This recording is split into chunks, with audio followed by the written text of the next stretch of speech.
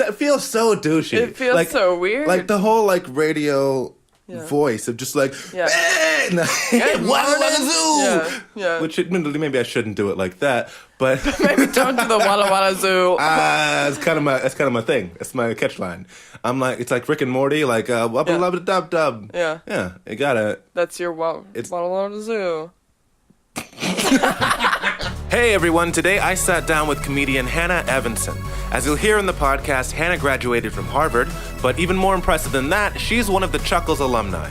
Hanna co-headlined the Double Trouble show in March, and she's going to be featured on the Lhasa Comedy Showcase on April 18th. Both of these shows are produced by the sponsor of the All Ears on Us podcast, Vienna Chuckles. So, if you're in the Vienna area, check out Vienna Chuckles on Facebook for some really fun live stand-up comedy events. But as for now, all ears on us.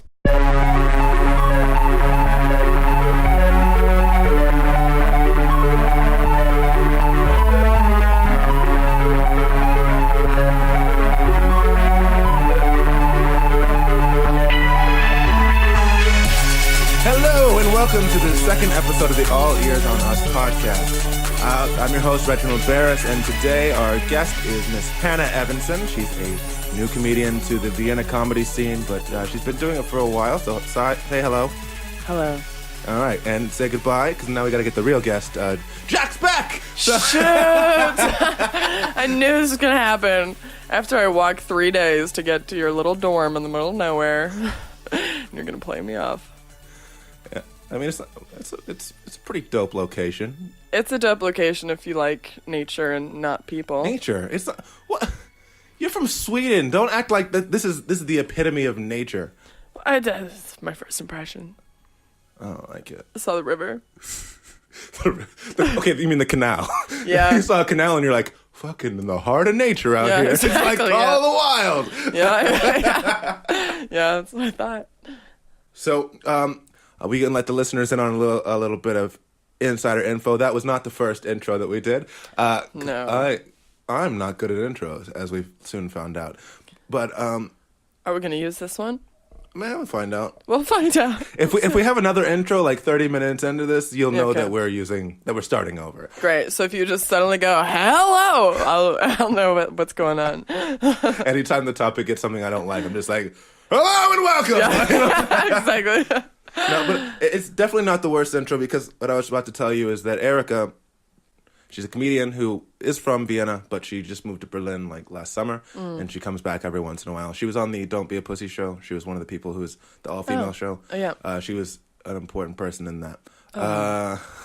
Erica didn't remember, not my name, not just she didn't remember my name, she didn't remember I was a person for the first 3 times we met.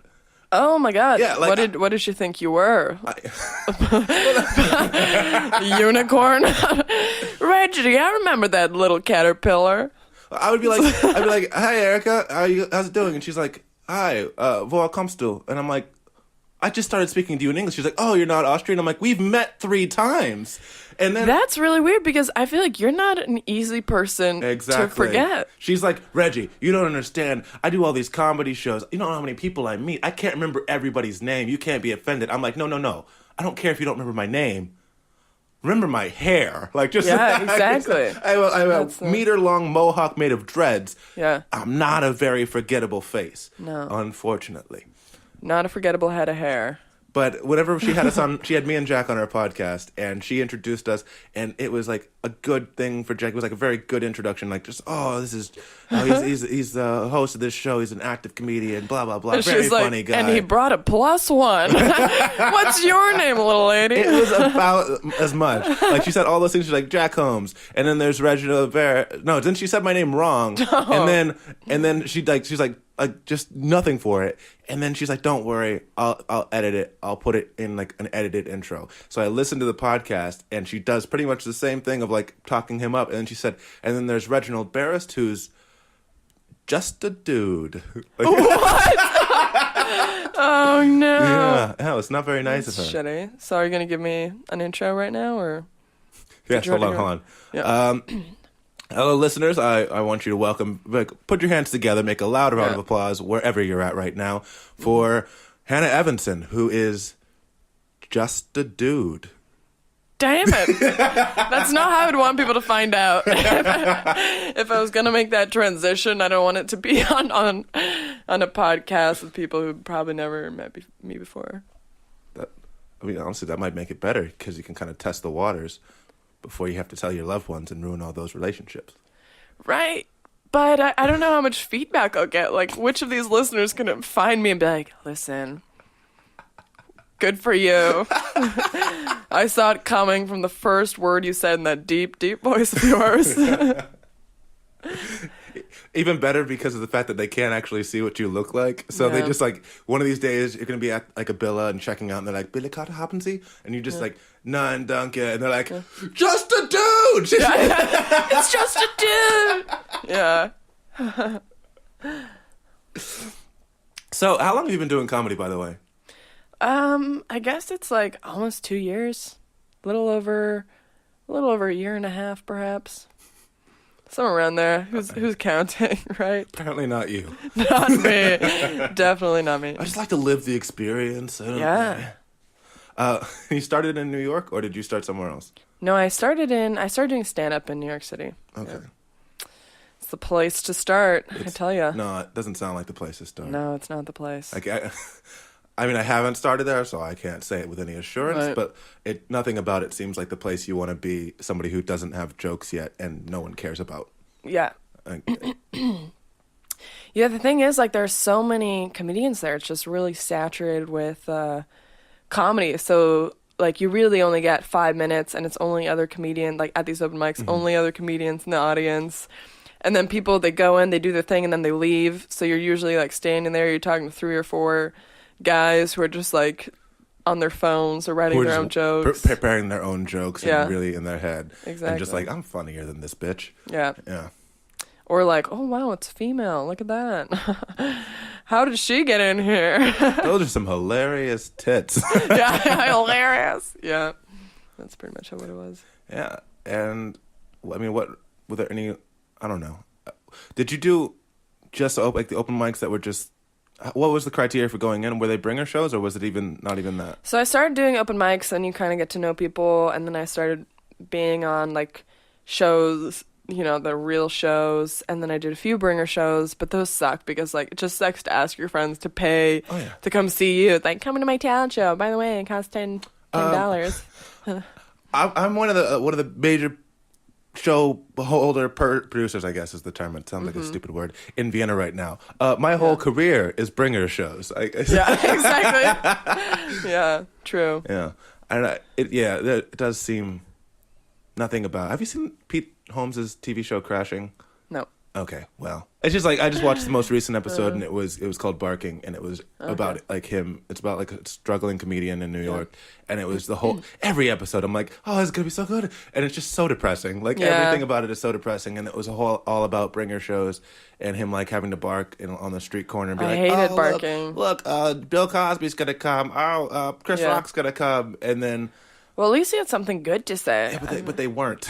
Oh my God. Which is like what a lot of comedy clubs do when they like the barkers are just like, they'll just say anybody's on the show to get you there. So then the people get there and they're disappointed and they're mad at the club. Yeah. But a lot of the like not the comedians that are barking just for their things, but the like whatever companies or whatever that are flyering, that are doing those types of things, they're like independently working from the club, so they don't actually care if it's good once you get there. Yeah. But I was saying, like, it was one of those things where watching that show, and I assume that's a very realistic portrayal of how barking is.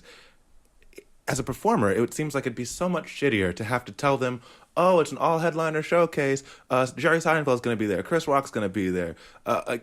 Ray Mono's going to be there. And then people get there, and it's just you, the person who lied to them. Yeah, exactly. Yeah. Now relate to me and laugh. Like it seems like it's so discouraging.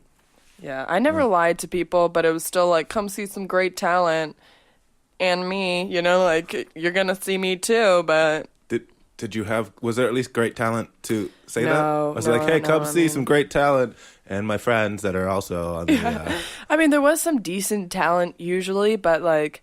A lot of the time, it's just people riffing until we get a big enough crowd where, you know, you can actually have a show. Right. Yeah. But it's life. Yeah. When I was in Paris, there was a place that, because like in Paris, the comedy scene in French is really big. Like I went there one night because somebody said, "Hey, come by on Thursday and like talk to them." So I go there on Thursday. I go downstairs. This room is packed, like packed, like no seats. Like I'm like, okay, and they're like, you can be here. And then I was like, oh, this is so cool. And they're like, okay, well, this is just a French night, but like come back like tomorrow. We're gonna have the English night. I come back the next night, 2 people. Oh God. 2 people. And I'm like, is it always like this? And they're like, yeah. And the show had to start at 7, and it could only last for an hour because at 8 they had a French comedy show starting. So like we would finish telling.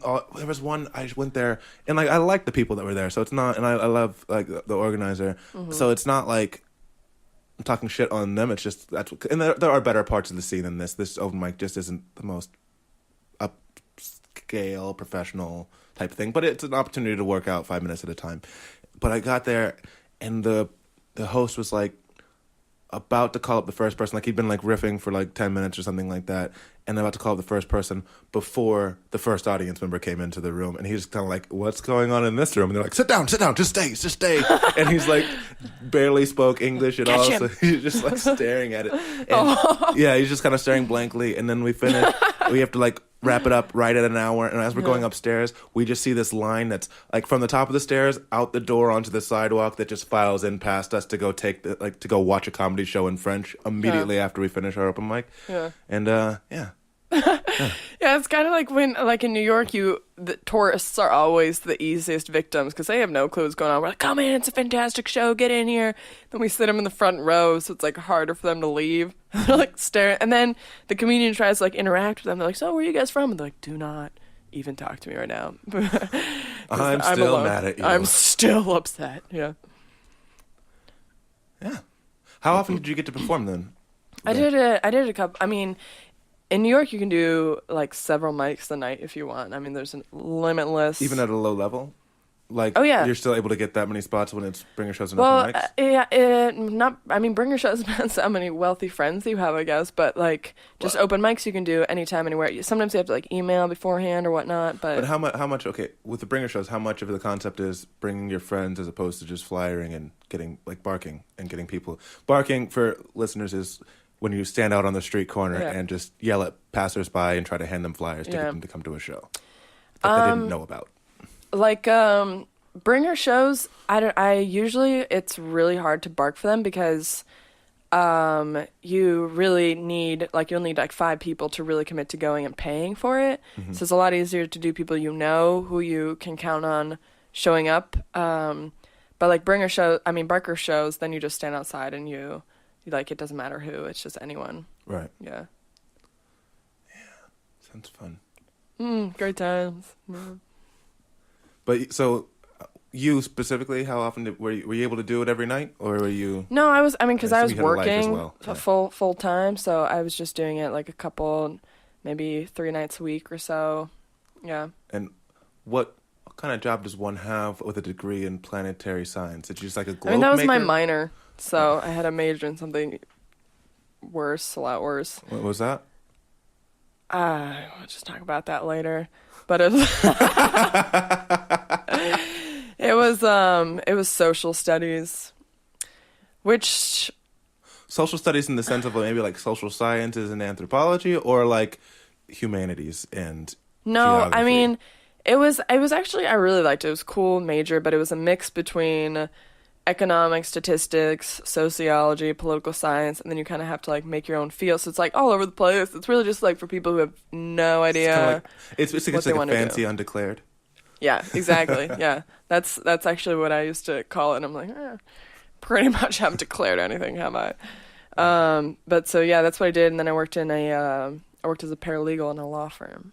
Oh, that doesn't sound fun either. No. It's a correct assumption, yeah. I know. I would say like my mom's from Massachusetts, and yeah, it's not a good thing, but but still, yeah.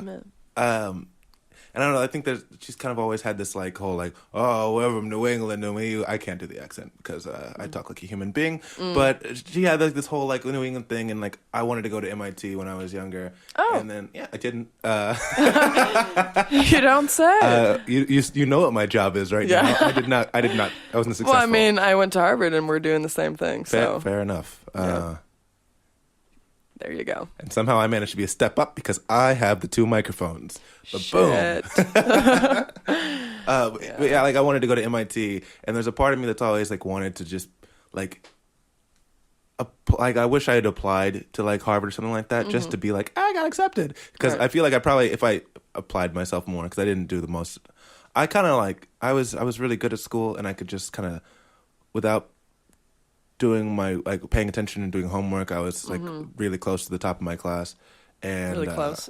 Well, like it was top 10%, but I don't know the exact standing. But like I also, the last year, I just did drugs and stayed up all night and didn't go. I like fell asleep in class. A lot of stuff behind that, but the point is like, I wish I'd like applied to Harvard just to see like, did I get accepted? Yeah. But then I like remember like when you tell me like the courses you took, and I'm like, oh yeah, I'm totally. That's right. You do boring stuff at.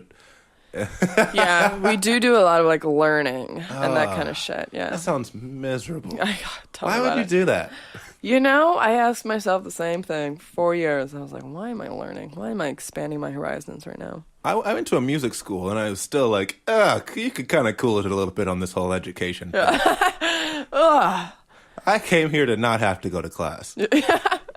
So what, like, at a music school, do you have, like, classes where you have to do actual theory and you know instruments in the room, or it's always instrumental? I mean, first, that's important to note that with American schools, you always have the gen ed stuff either way. So I'd gotten that taken care of at a different school. So then once I got to the university, it was mostly, like, something in the musical field, but you have 2 years of music theory that you have to take, which is just books, and, like, a lot of the homework is done without an instrument. Obviously, if you have a piano, you can apply the theory better, and it makes more sense, and you should.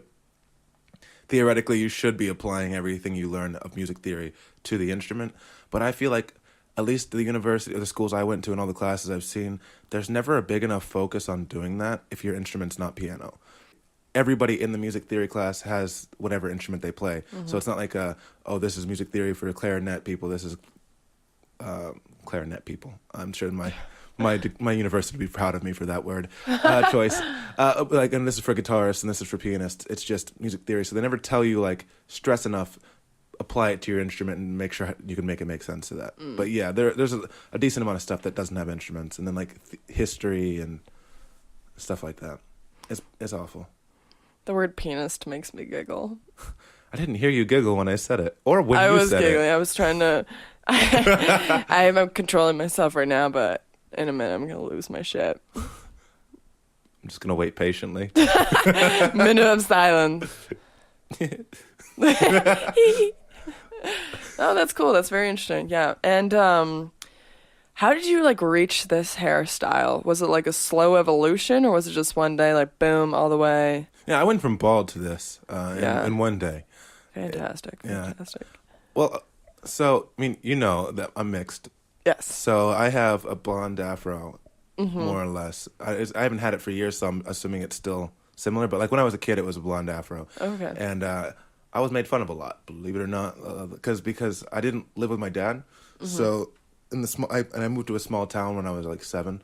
So it was it's a town where like everybody's related to each other, and they've all know. I know. Ooh. Sounds like Sweden. I mean, they're a little too related to each other, but it's a thing where they're all related to each other and they've all known each other since they were born. So then if you move there, you're already an outsider, and then if you look different, even worse. And I was just there with my very white, tall, blonde mother and this little blue-eyed, blonde-haired Afro kid. And they didn't like get that I was mixed. Yeah. I just looked like a weird-looking white kid. Oh, God. So yeah, because like when the black people actually came, they were like the coolest kids in the school. Like, oh, he'll teach us how to rap and play basketball. Shut up, Reggie. We're talking to the cool blacks right now. What do you mean when they actually came? Like first they were like, nah. And then they were like, fine, we'll really... No, it was like, it was like one family. I see. In my grade level. There were a few black. I mean, actually, by the time I left there were more black families. But for a long time, because it was like 2,000 people in the town, and it was mostly white people with the same last name. So there wasn't a lot of diversity. Have you read Trevor Noah's book? Do you know Trevor Noah? Yeah, I know who he is, but I haven't. Yeah, because he talks a lot about. I mean, he's mixed. Yeah, and he was like, which group do I belong to? Which group is home? Like, I'm not like any of them. I'm not like the black kids. I'm not like the white kids. I'm not like, and so I was just drawing a parallel there. That's what I was doing.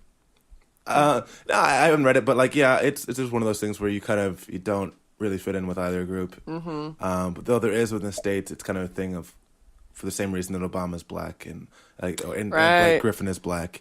It's if you have one black parent, you're black, because if in slave days, no, you're not getting out of chores just because of your white mommy. But yeah, so I was picked on a lot for my hair when I was a kid, and my mom had no idea how to deal with black people hair. Well, black folks hair, she called it, because I'm pretty sure she's a racist. But she just like, her thought was, if we put like chemical straightener in it, it'll start to straighten out, and that wouldn't really do it, because my hair wouldn't like go down; it would go up, like it would grow out and up. Wow. And I was actually compared to Sideshow Bob from The Simpsons a lot when I was a child. Oh. Yeah, it's a flattering comparison.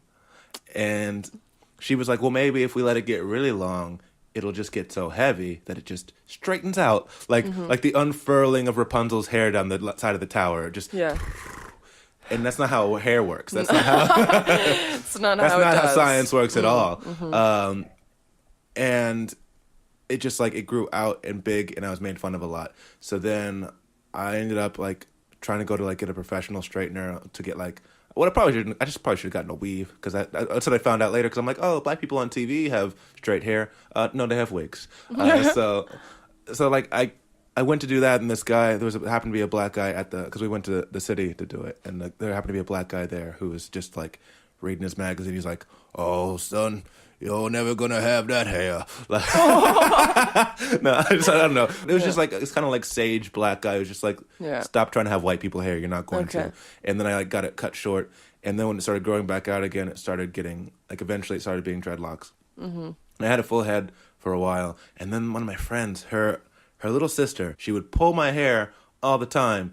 I'm like, I'm cutting my hair. This is obnoxious. And I started with the back and started working my way to the front, and my arms got tired when I just had like bangs that came down like to my lip of just dreadlocks, and I was like, good enough.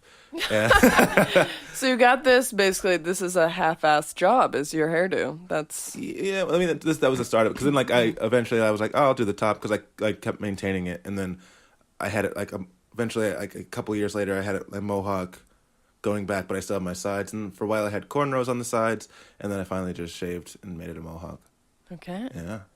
Nice. It's a very fascinating thing for an audio podcast. Well, aren't you wondering how I got my look? Swedish parents. There you go. There you go. Yeah, I just sort of, this is how I was born. Literally. Like, I mean, if you look at photos from me when I was 4 or 5, any age, I look exactly like how I look now. Same look, just slightly less tits and just...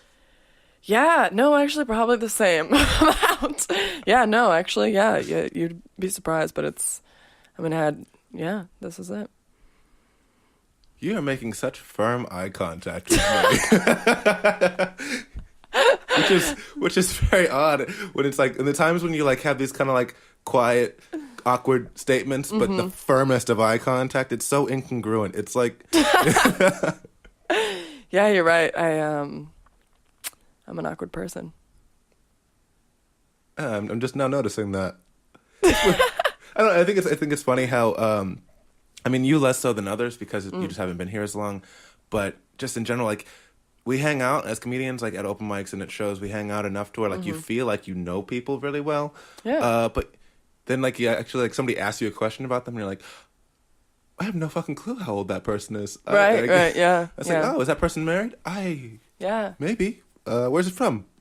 Great question. Yeah. Like just the most basic of things that like That's the moment you very take it true. out into like a real person to person Yeah. interaction, you're just like, oh, I actually don't know you, do I? Exactly. Yeah. So you don't know me. You just realized I'm awkward. Yeah, I just now realized Just it. now. Yeah. What a horrible time in the middle of a podcast. Like, fuck. Oh, Jesus. This is not as good as I thought it would This be. is not going great. Yeah, no, I'm not a radio personality. Barely a personality. Barely a personality, indeed. How long have you been in Vienna? Did you like just get here when we met, or had you been here for a while and then eventually sought out? No, I've only been here 4 months. 4 months. So it was basically, yeah. December? Yeah, I Okay. came December 1st. Okay, hold on. Let's Oh, start wow. over real quick. Yeah. Why'd you move to Vienna? I moved here to do my master's. Okay. Because I get money from Sweden for studying anywhere in the EU. I don't know if you do know that, but Yeah. now you know. I feel like this was just so it's just like I could get a job or I could get that as a job. Yeah, exactly. Okay. Yeah. So. Why leave the money on the table? Right. Why do that? Well said. Thank you. Yeah, so anyway, it's a great place to be. I thought like, man, that's not the place to go for comedy. But it's been great, because I feel like here I really like the comedy community because it's smaller, it's more intimate, know people, and like there's really only usually like one comedy thing every night. So people go and they stay.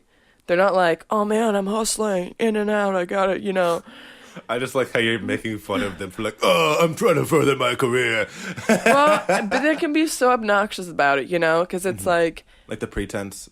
we're all doing the comedy thing. That doesn't mean you have to like go pop in, do your thing. Like that doesn't mean you can't sit through another few minutes to see someone else's act or like be engaged in what other people are doing. Like if I went to an open mic, I would stay the entire thing, and I was one of the only comedians in New York who would ever sit through a whole open mic. But I was like, I mean, what's the point of me going, just popping in and out of everything, be like, oh, I'll do my 5 minutes, then I'll leave, then I'll do my 5 minutes, then I'll leave. Like, none of us are going to get better if everyone does that. You know what I'm saying? To a degree. I think if everyone does that, but there's still, especially when it's open mics where it's just other comedians in the audience, then no, nobody's going to get better because there's no audience there. But if there's an actual audience, I feel like people can still get better. I mean, yes, you lose out on the opportunity to look at peers and learn from peers. And I think one of the more important things is just the networking and getting people to like each other and know each other and actually create a community. But as far as getting better on stage and more comfortable on stage, getting 5 spots a night, let's say hypothetically you can get 5 spots a night, but to do that you have to just go in, do your spot, leave, go in, do your spot, leave. If the audiences are there and actually reactive, I feel like you can still get better. It's just not the most That's fun true. scene Yeah, to be but in. there's it's not fun, and there's like at these open mics, it's rarely real audience, so to speak. Yeah. Yeah, I mean, I get it, because like I do have a thing here where I like the other night at the Rhubarb show, I had the podcast with Jack that day, and it was like the first day in like a week and a half that I was like, okay, it's time I can finally write again. And then Jack's like, hey, I'm here for the podcast, and I'm like, okay, cool. And then we got drunk, and then I didn't have time to write anything, and I just spent like the whole time, because I was the last on the show, so I just spent like the whole time upstairs writing until my computer died. And I was talking to somebody afterwards, and she's like, yeah, you weren't here. You never really watch other people's stuff. You never hang around. And I'm like, that's not really true. Yeah. Like, especially at Especially when Rhubarb. you're hosting. I mean, Yeah. you have to see everyone's shit Especially over since and I'm hosting over like and 8 over. shows a month. Yeah, exactly. And like at Rhubarb, I try to always be there because when a lot of new people come to that show, and I try to encourage people to do it if they're already showing an interest. That's how we met at Rhubarb. Yeah, exactly. I went up there. You came up to me afterwards. And they're like, you got moxie, kid. That's exactly what happened. Yeah. Yeah. So I don't think that's exactly true, but it is a thing at a certain point where I'm doing 22 shows this month. Yeah. Plus this gig that I have to do tonight that's music.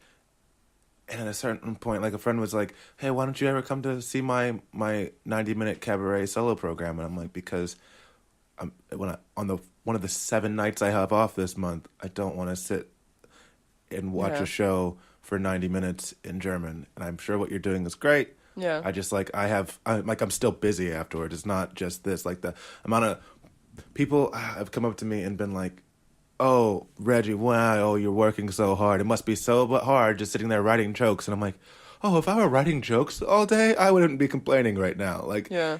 I'm complaining because I've been so busy with other logistical things that I haven't been able to write jokes in 2 weeks. And I think because not a lot of people are, it's very much a hobby for most people here that they don't really get it. And then a lot of the audience is just like, "Oh, there's comedy here. Oh, Yeah. Look oh, at that. but it can't be a serious thing because it's comedy. Waka waka wah." There's my catchphrase again. Yeah, I love it. So what do you do with your free time? With my free time, I mean, I'm taking a German course, Fun. which is just, it's so hard because I have realized that my teacher is Sid the Sloth from Ice Age. You know what I'm That talking means about? he's very dumb, right? Not that he's slow. It's a she. It's a she. Okay. And it Sydney. not in what's the name? Sydney. Oh, really? Female version of Sid. Okay. Oh, thank you. Yeah. Thank you. Yeah. I appreciate that. Let's not be, sexist. Yes, that's my bad. Not in behavior, not in like how she talks or whatever, but more in like appearance, like totally in appearance. Like She's just hideous. she just. I don't want to use the word hideous because there's a certain charm and adorableness to sloths. I hope she's not listening to this. I hope why she would is. she? I'm Why gonna would she? tag her in it. No, but so here's the thing. Like, as soon as you get that into your head, I'm like, what does she look like? What does she remind me of? Because she's got the little gap teeth. She's got the like eyes. She's got the like Lack of a chin. lack of a neck. You know what I mean? And like, well, no. There is a neck, but yeah, I guess lack of a chin. I guess it's just like Lack of a neck is like her earlobes are attached to her shoulders. No, that's not. So I didn't describe that well. But if you Google image Sid the Sloth, I wouldn't know. You're gonna give your teacher's name. No. If you Google image Sid Perchtoldsdorf, then you can. Exactly. Everyone, please Google this woman. No, I mean, bless her. She's a sweet woman. But once you get that into your head, now I can't even look at her. I can't even, how am I supposed to focus at all? And the other problem too is that she's really, she's still like playing with this very fine line between teaching and being insane, Like she's walking that line. I don't know. You should probably elaborate. I'll elaborate on that. I will.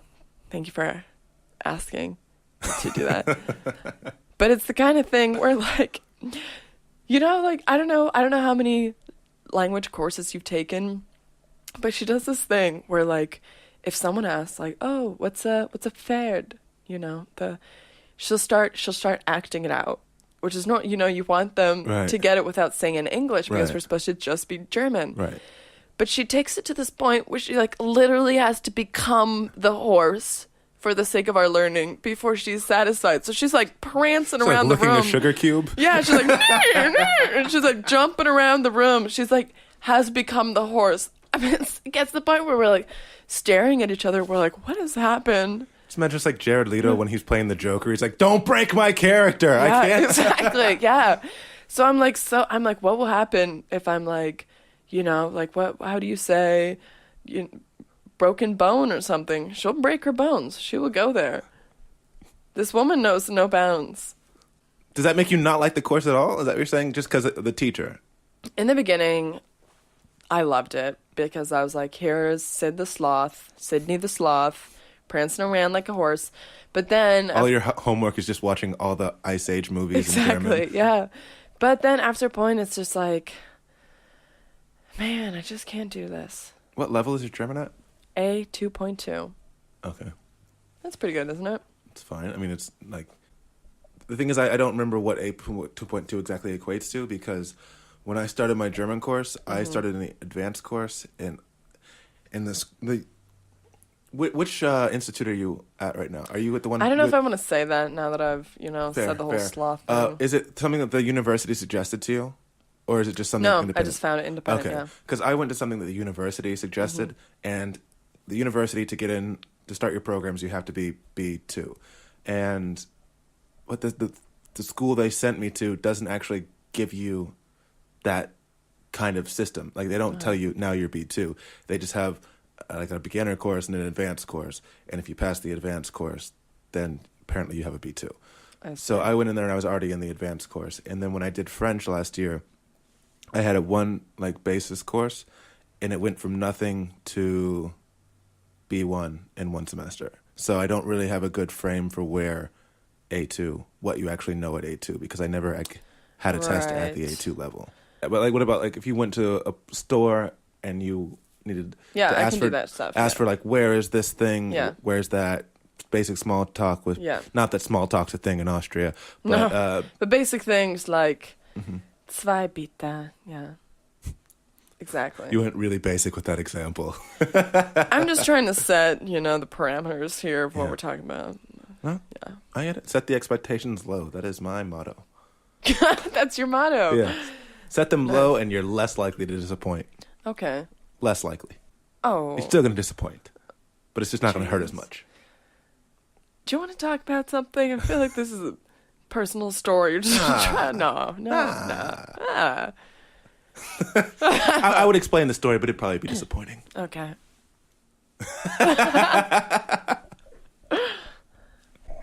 What did you and Jack talk about? We talked about Black Lives Matter for a while. More specifically, Black Humor Matters. We talked about how our parents love us too much. I don't feel like that's true. I would say, like, I say that I don't think that's true either now, because my mom listened to the podcast, and then she called me. And the thing is, I got hit by a car the other day. You did? Yeah, like, it like ran over my foot, shit. and I was telling Jack about it, and my mom listened to the podcast. And the thing was, like, because the thing was, I was crossing the street, and the car, like, was coming from behind me, came to a stop sign, and then started up again and hit me, like, right away. And Jack was like, "You're like your mom joke, where like your mom's so stupid she got hit by a parked car." And my mom heard the podcast and called me and it's like, "You're making jokes saying I'm so stupid I could get hit by a parked car?" And I was like, I actually got hit by a car. Like, why is that the first thing? Right, it's like, she's like, and then a follow-up question. No, are you alive? No, not even a follow-up question. Oh, wow. Yeah. Okay. Nice. Yeah, are you okay? Yeah, like my foot hurts, but like, I'm sure it's fine unless I get like a blood clot and die. So like a full vehicle drove over your foot. Yeah. That's interesting. Would you count yourself lucky? I mean, didn't hit anything else. It just got your... I'd say I'd be lucky if I didn't get hit by a car. Fair enough. Did you have to go straight to like a hospital? No, I just went to my gig. Like, nice. That's because I was on the way to a gig, so I just... okay. Yeah, because I'm hustling. Nice. Yeah. But, what I wanted, the last of the notes that I had to myself were about the gig that we did, the shitty gig that we did not too long ago, and I feel like we shouldn't say the name. Okay. We should also say that everybody involved was really nice to me. Like, I feel the same way. The organizers. For the most part. There was one person who just did not care. Like, I was like, "Hi, I'm Reggie. I'm the performer tonight," and I was just wondering, like, "Hey, the other person told me that you might know this area to get something to eat," and she just turned and walked away. Really? Yeah. How do you like survive in society though with those kinds of social skills? Or lack thereof. Well, if we look at the rest of the audience that night, we will see that it's not that uncommon. And we're also in the 7th district. It's like the whole district is just too cool for school. Right. Little hipsters over there. It was very, very hipster, very artsy. And I went to an art school, and I'm saying that. Like, I had a period where I was like super like, oh yeah, my music, I want to focus on like conveying emotions and describing emotions. And I wrote a novella that's like that's really like artsy concept, but at the same time, like I'm also an adult now, so it's a part of it is like, we can like I can be making art without being a douchebag. Also, I mean, I'm a douchebag for other reasons, but this very specific type of congratulations, I just drew a portrait of you. Right. I appreciate people that are able to make art without their egos exploding. I mean, don't get me wrong, I have an ego, but I don't know. It's the pretentiousness about it. It was just like, you made art. You didn't cure cancer. You didn't like. I don't know. I don't believe that art inherently matters. People are like, oh, why do you think people need to read your book? I'm like, they don't. Why they don't need Wait, you wrote a book? I wrote 5 books. You've written 5 books? Yeah, but I haven't gotten them published yet because I'm really bad about like getting the business side of shit done. And the moment I would be like, okay, time to start doing pitches, I would just start writing a new book. And then last year I was working on making an audiobook and I got like half the voices recorded. Then I ran out of money. And then like the whole thing that happened that made me become a full-time comedian.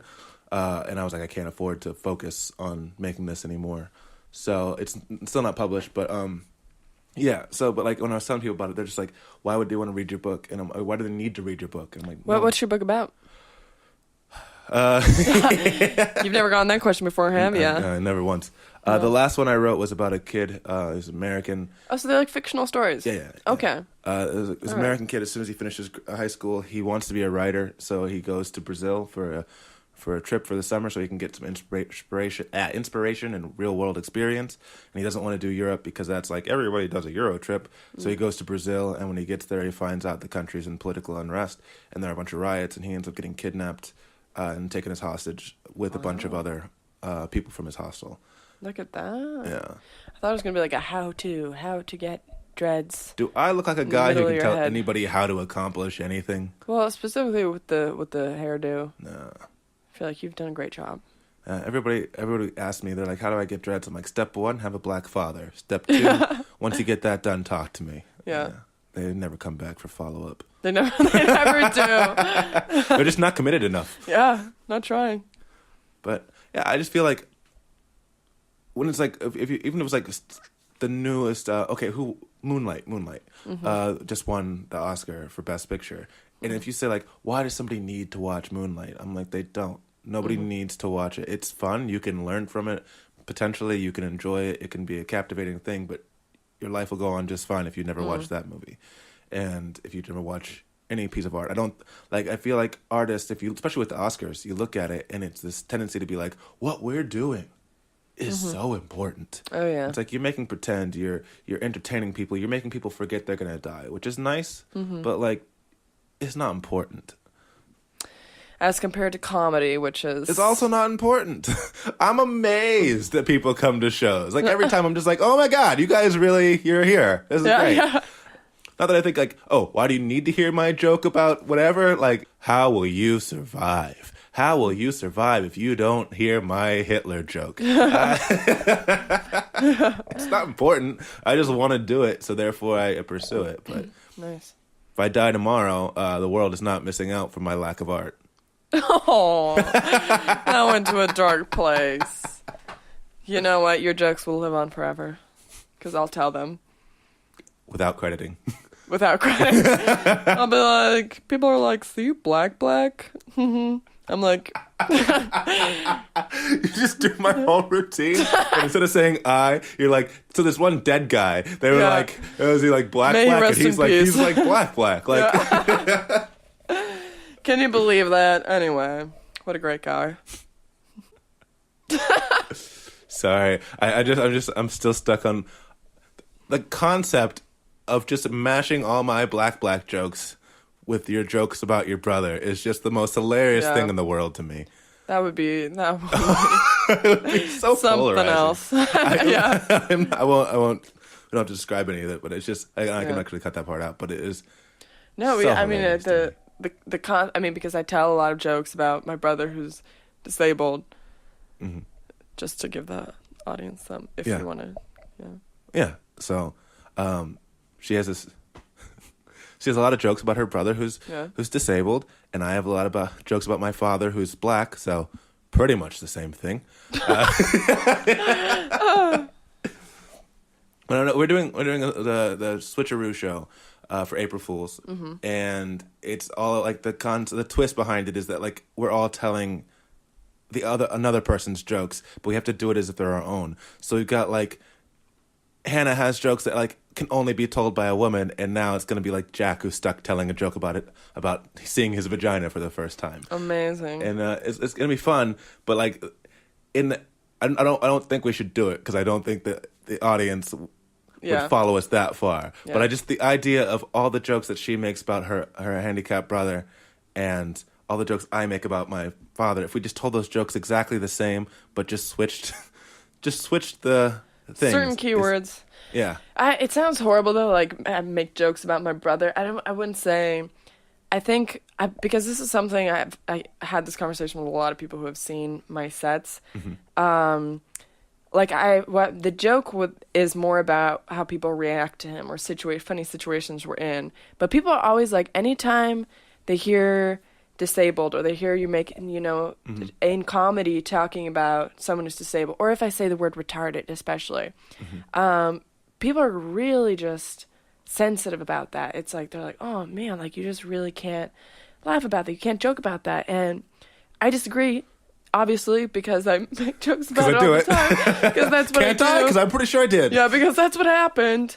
But there are always people who are like, oh, I just didn't know if I should laugh. I mean, and I'm like, what? Why would I come here and say these things, if I wanted you to sit in respectful silence? But do you know how many, like, agenda-based quote-unquote comedians there are, where, like, they do have these sets where they get up there for 10 minutes and they'll spew out their agenda and there's no actual joke behind it. That's and what very they true, do yeah. want is for you to be like, wow, you're right. That's the truth. When that, which right, but what's really... my agenda with just talking about funny situations I'm in with my... No, I'm not saying that you have the agenda there. I'm just Yeah. saying that there is a sub... I'm not saying it's the right for doing it. I'm just saying there is definitely a subculture of people who think like, no, why would you make us laugh about this when we should just be like respecting something else? Right. Or what is it's cool that you have all these jokes about this, but what are you going to do about gender politics? And it's like, no, that's why are people looking for... It's amazing that people are seeming to look for like words of wisdom and guidance from comedians.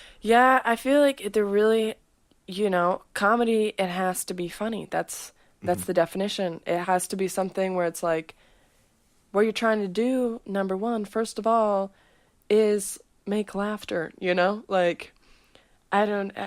it's strange. I'm getting lazy with my microphone. It's, just weird to me when people try to use it as like a pulpit or something that it's not. I just think like I think if you look, for example, Jack has a lot of jokes where like you see by listening to Jack's set that he is quite progressive and liberal. Mm-hmm. But there are jokes behind everything. Exactly. And that's the important part. It's like you can have a message, and like if you look at like Trevor Noah, I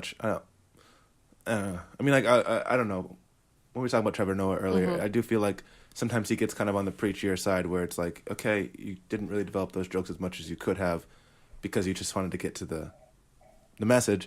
And I think it's a thing of, if you can make a joke that's political and funny, more power to you. Yeah. But if you can only go for message or only go for funny, then you should go for funny if it's in this medium. Yeah. Like if you want to go for the message, make a blog, make a book, say it, give a TED talk, give a speech. Yeah. But like if you're doing it as a comedy show and as comedy, in a comedy show as a comedy act, the joke should be in the important part. Yeah. And I think there are a lot of people who look at it like if you make fun of something that you're automatically being mean to that thing. Right. Like yeah. that you must not like it because you made fun of it. But it's like I make fun of things I love.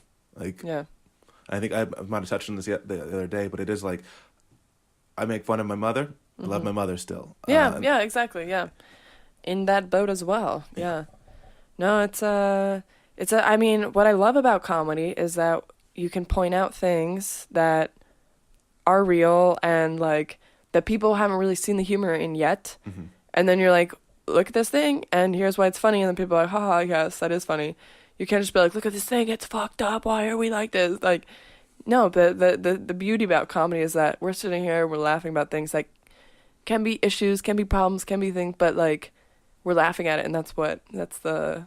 Yeah, and it's not like the laughing at it means that it negates all the negative things. No. Like, if you make a Holocaust joke and somebody's laughed at the Holocaust, it's not like...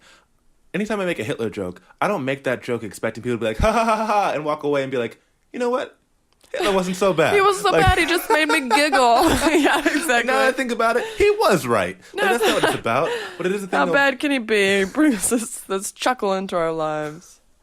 But there's there have been like clinical trials with PTSD patients. Mm-hmm. So post-traumatic stress disorder, like people who've gone to like were in war and had to like burn down an entire village, and like with a flamethrower, and they're like children running out and screaming, and like these people know that they've done that and they are living with that, and it's fucked them up and they can't sleep. Yeah. And now they'll go to therapy sessions where they'll be given MDMA, and then they talk about it. So they're given ecstasy essentially, where now they have to have good, like it gives them good feelings, and then they can go into these dark topics and talk about them, but have something other than a negative association with it for a moment. And in doing that, they're seeing progress with like recovering from post-traumatic stress disorder. Right.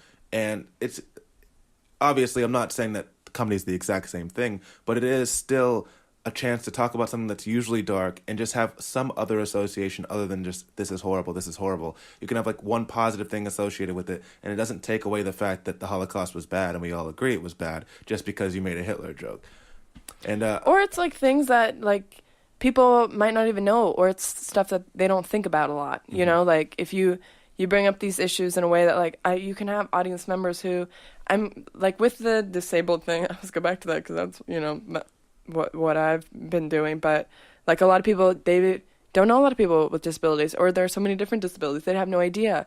And so then it's like, here's something, and by presenting it this way, I'm saying like, yeah, it's a horrible thing that he was born disabled, that he is disabled. I mean, that's a struggle, but it's funny in these ways. There are a lot of funny, happy things that still happen to disabled people as well. It's like your whole life doesn't have to be tragic just because one bad thing happened to you. Yeah.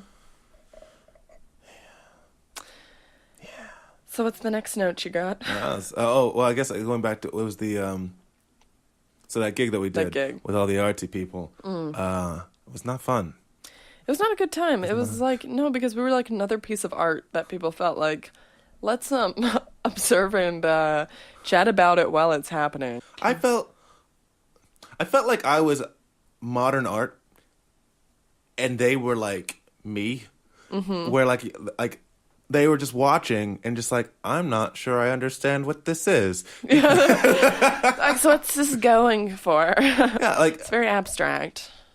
It was very, like when I listened back to the recording, I got pretty consistent laughs for a lot of it, but then there were some of them that like were like tested jokes that just like dead silence, like, well, not dead silence because there was a lot of people talking in the background, but but it was like anything that was about race. It was very much like, no, we do not laugh about race, even though it's like, this is my dad, my dad's black, and they're like, no, we can't talk about your dad, and I'm like, I don't know, people all the time going back to like the thing with your brother. It's like people are like, how can you say that about this person? Like, that's your mother, that's your brother, that's your father, and it's like, well, I can say it like this because it's either true, in which case it's true, right, or it's not true, in which case it's not true. So, which I mean, like, it sounds like almost like an oversimplification, but it is a thing of like, if it's true, you can't get upset that you say it, and if it's not true, it doesn't matter because it's not true. But like, there was like one guy, which was unfortunate because it was the one black guy in the room, and he seemed like he was enjoying things, like his face was like smiling and laughing, but his way of like, I don't know if it was hard to read because I would make jokes and he would just kind of bury his face in one of his arms, like just kind of like, but like he'd like be laughing as he goes down, but then there's like, I'm like just kind of like, what? Maybe he was just like checking his armpit odor, making sure he's all clear. I don't know. It was uncomfortable, but it was so like, it wasn't enjoyable. And then I did my last bit, which generally works, and it did not. It was like silence, and I was like, well, that was me. Like, which was almost as anticlimactic as me starting when the host was like, hey, so should I like introduce you, or do you want to just go up there and do your thing? And I'm like, the show hasn't started yet. It's just a room full of people looking at paintings, and then I'm just some dude who walks up to the microphone and starts telling jokes. No, tell them who I am. Something. And the entire introduction was just, hey, everybody, we're starting the show. This next guy is a comedian. His name's Reggie. Yeah. Fantastic. Cool. Just like Erica. Some dude. Hey, just a dude. Yeah. It's just a dude. Yeah. We'll see if he can prove himself. And then the moment I walked off quote-unquote stage, which is just I walked into the crowd. Right. I came up and stood by you, and I was like, that wasn't fun. And then this girl came up to me, and she's like, so. Oh, yeah. girl. That was so She crazy. leaned over to me and she's like, "Do you know those jokes about like your dad? Like I was like, why didn't Jesus ever come back? Because he was black, or like about dads leaving?" And I was like, "Okay." And she's like, "Huh?" And just gave me like this weird, like intense eye contact with like a slight head bob, like a bobblehead doll of a chihuahua that you just smacked because it was in a car, and then like just stared at me like your move, and I'm like, balls in your court. That's not really a response I can make to that, so I'm just kind of like, And then like a minute later, she leans over to me again, and she's like, "So do you always talk too much, or just in some situations?" And I was like, again. If you're going for like getting the last word, you got it. You're winning. You're killing I like it there though. She gave you two options. She's like always or some. There, I'll narrow it down for you. Pick one. You were like always some. I don't. Goddamn. Do I always talk too much? Yeah, that's the thing. And then like an hour later, she's like, "You look like you would talk a lot, but you don't." And I'm like, "Yeah, I know." And she's like, "Well, I'm like, well, in all fairness, you didn't start that off very well." She's like, "I was giving you a compliment." I'm like, "I don't see how that's true, but I'll like, maybe." And then I was like, "You know what? Okay, fine, we can talk." So I was like, "What's your name?" "Well, I have a lot of names." Like it was like it was like a 10-second pause, which is far too long if somebody asks you your name, followed by "I have a lot of names," and I'm like, "What?" And then that was like the end of our conversation for the night. It was fantastic. That was a terrible place. Yeah. How was your experience? No, I would say it was pretty similar. I mean, I came in there, so you do your thing. Being the only other comedian on the thing, I was like, all right. They're not into comedy. This is not good. So I was like, okay, I better have a lot of beers here. So I'm, drinking the beers. Oh, look at you being able to afford beers. Yeah. I had to just live with those feelings. Well, you had some beers as well. It wasn't I had one beer. Okay. Yeah. That's exactly how much money I had. Mine was like 2 something. Well, I don't know. I had some beers. That's all. And yeah, no drink tickets this show. Yeah, what the fuck? Crazy that this hugely professional show did not... go on, sorry. And then I go up and do my thing, and there's like this small semicircle around me of people, of like polite laughers, you know what I mean? Mm-hmm. And like, I respect people who don't like to laugh raucously and loudly, that's fine. But I hate when they're there just in the front row and then there's all these people talking there in the background. And I'm like, I don't really know. I can't even hear myself talking, Like I'm doing my bits and I'm like, I can't, can you guys hear me? Like no one can, but I'm just doing my thing and I see like, 3 or 4 people there who are really enjoying it and having a great time. But I'm like, this is just weird. I felt really uncomfortable. Yeah, it was, I don't know.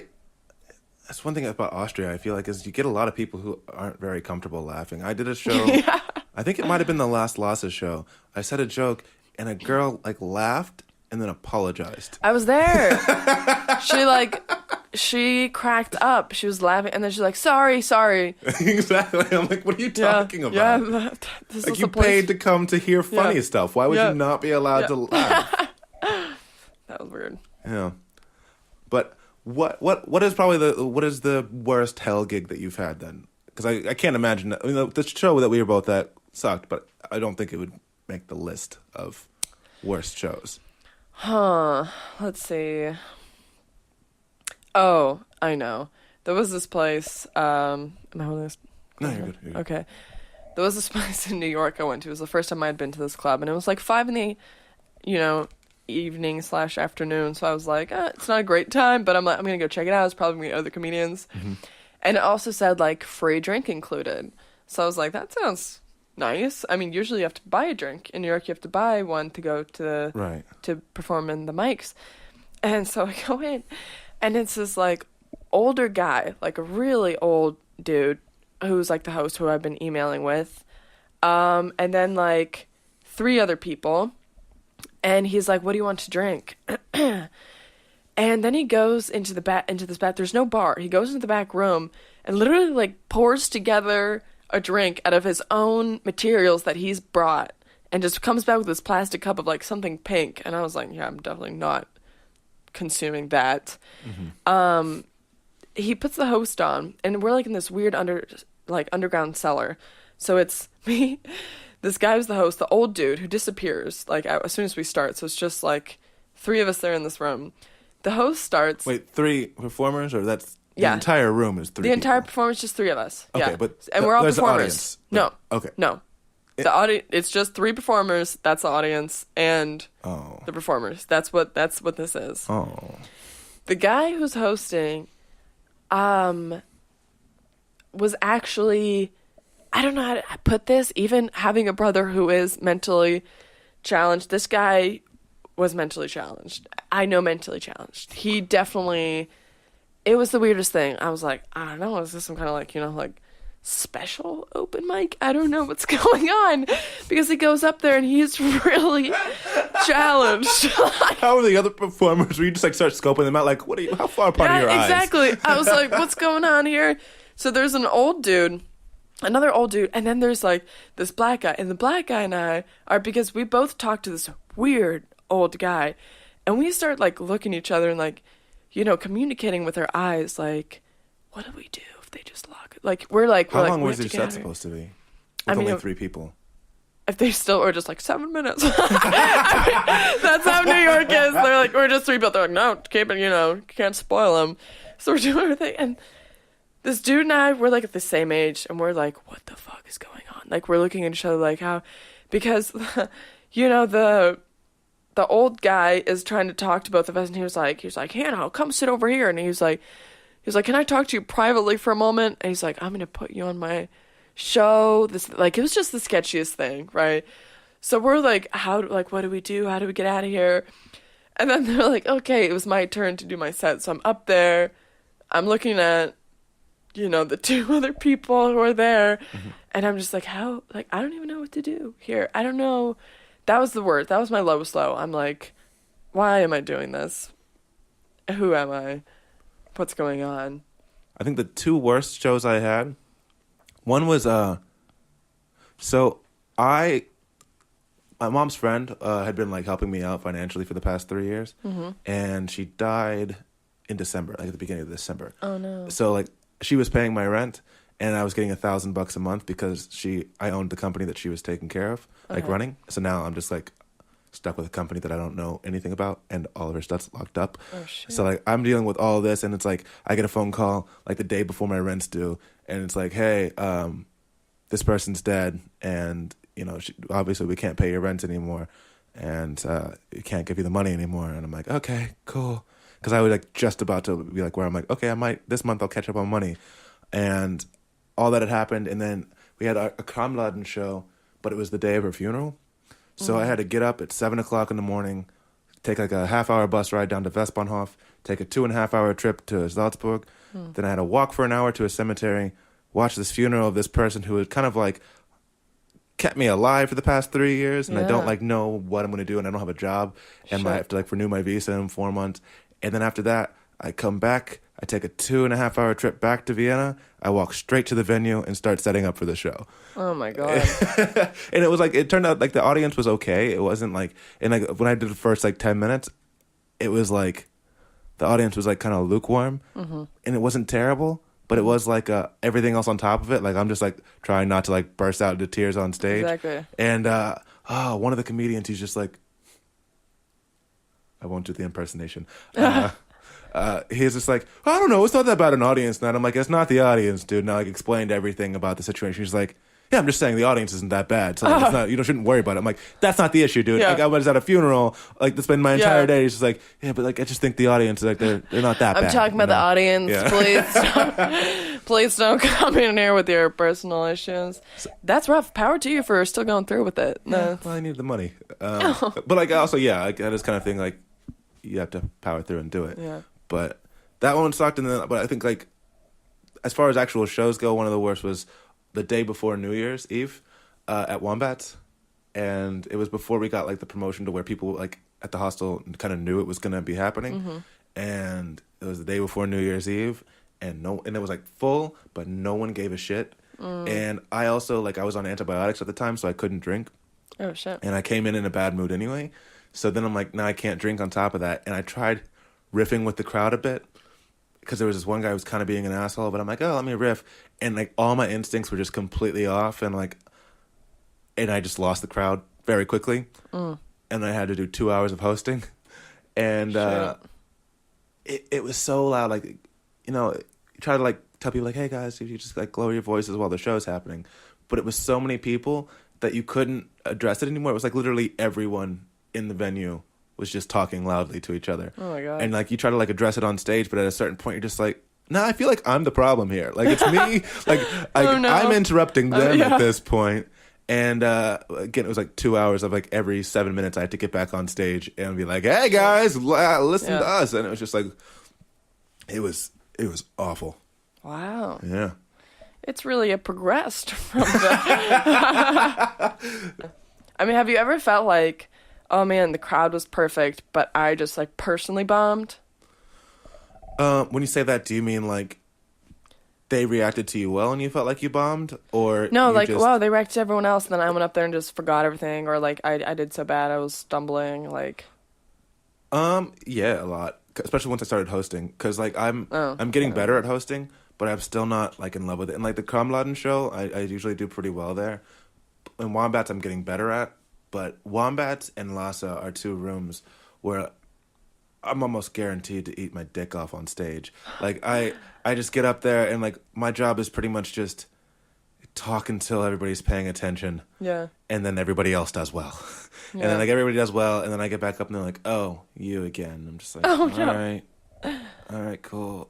And everybody's like, oh, man, that was a fun show. And I'm like, thanks. And they're like, yeah, Jack was really funny. And I'm like, Right. thanks. I mean, it's so much easier to have a set. Oh, so much easier. Yeah. Anything else on your mind? No. No. Nothing else on my mind. My mind? Empty. Empty. It's a hollow place. I feel like my brother right now. I have no idea. He could be, I mean, his mind could be rich with these genius ideas. He just can't communicate. What is his actual handicap? Disability. It's a lot like Down syndrome, but it's just a Is it chromosomal. Fragile X? It's a lot like Fragile X. It is, Okay. but it's so rare. It doesn't actually have a name, but it is the same thing where the chromosomes are mismatched, and Okay. but he can't talk, and like, is. I'm assuming that's 3-year-old not like can't talk. It's not like a physical can't talk. It's Right, the mind no. isn't. Yeah, putting exactly. together Yeah, those it's not. connections. Poor motor control. A lot like Fragile X. Yeah. Okay. Yeah. Dope. Yeah. Dope.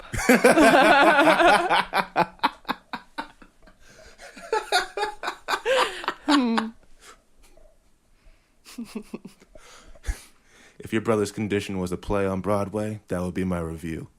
Dope. 5 stars. 5 stars. Yeah. Yeah. All right. Then I guess let's just call that a show. Let's call it a show. Let's call it a show. Thank you so much for having me. Thank you for coming. Yeah, it was nice. And you're doing, hold on, I wanted to talk about this. You're going to Graz next week? I am. Yeah, next weekend I'm going to go do Jack's show. Ooh. Yeah. I'm excited. And are you going to Bratislava at any time? Has anybody talked to you about that? No. No? Huh. Guess you're not really in that. You're not in really on that our league. level, are you? Yeah. Good enough for Graz, not good enough for Bratislava. You're too good for Bratislava. Not the comedy scene, just the city. It's a garbage place. It's a nice compliment. I'm sure you'll get invited to Bratislava soon. Cool. You just have to meet people.